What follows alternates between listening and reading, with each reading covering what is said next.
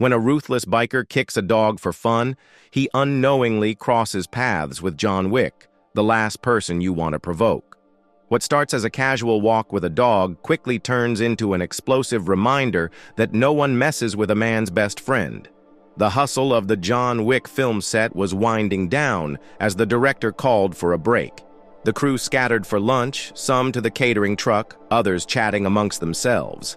John Wick, portrayed by the legendary Keanu Reeves, stood off to the side, watching his dog, Daisy, a sweet, well-trained beagle, lay calmly at his feet.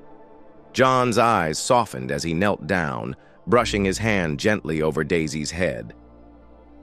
"Let's get some fresh air, girl," he muttered, his voice warm and steady. "Keanu," a voice called from the crew. "We're heading to the deli on Atlantic Avenue. You coming?" John looked up, smiling faintly. "You guys go ahead," he said, nodding toward Daisy. "I'm gonna take her for a walk. She could use a bit of time outside." The dog handler, a lanky crew member with a clipboard, stepped forward. "Mr. Reeves, I can take Daisy for the walk if you want to rest.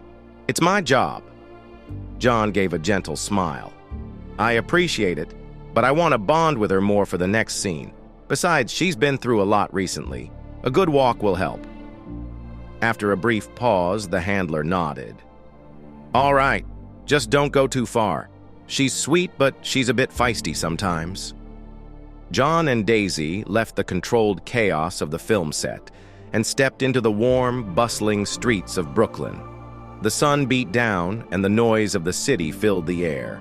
John, with his leather jacket on and his usual composed demeanor, walked alongside Daisy, her leash held loosely in his hand.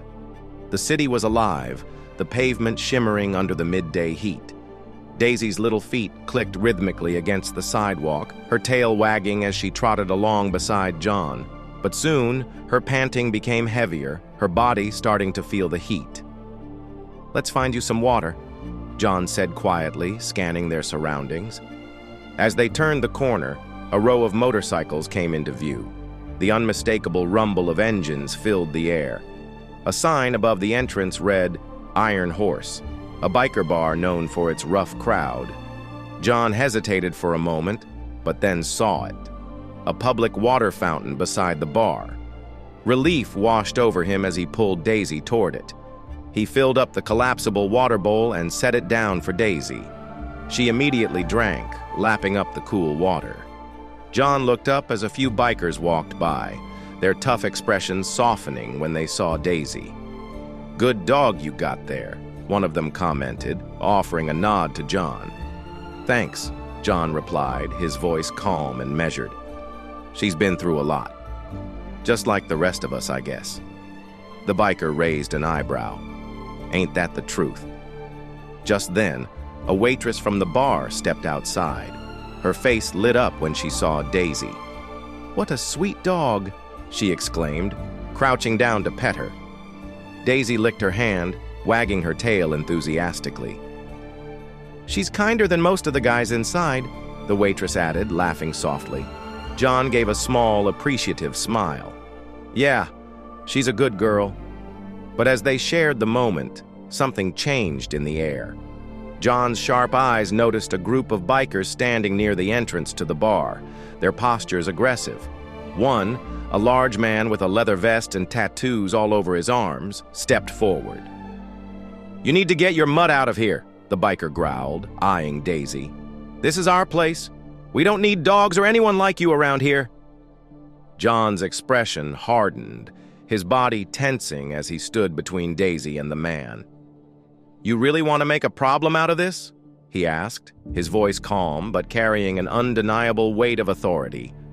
The biker smirked, stepping closer. "What are you gonna do, old man? This is our turf, and that dog doesn't belong."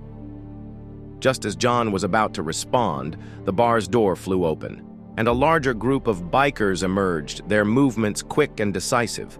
One by one, they surrounded John and Daisy, clearly on edge. "You heard him," one of the newcomers said, his voice low and cold. "We don't want any trouble here." The large biker scoffed. "Who the hell are you to tell me what I can and can't do?" John didn't budge, his stance unwavering. "You'll want to walk away now." The air was thick with tension. The bikers snarled, sizing each other up, the conflict brewing. Suddenly, the sounds of engines revving cut through the tension. A sleek black motorcycle roared into the parking lot, the engine's sound signaling the arrival of someone not to be trifled with.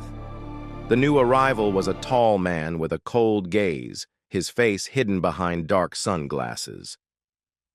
"That's enough," he said, his voice cutting through the chatter.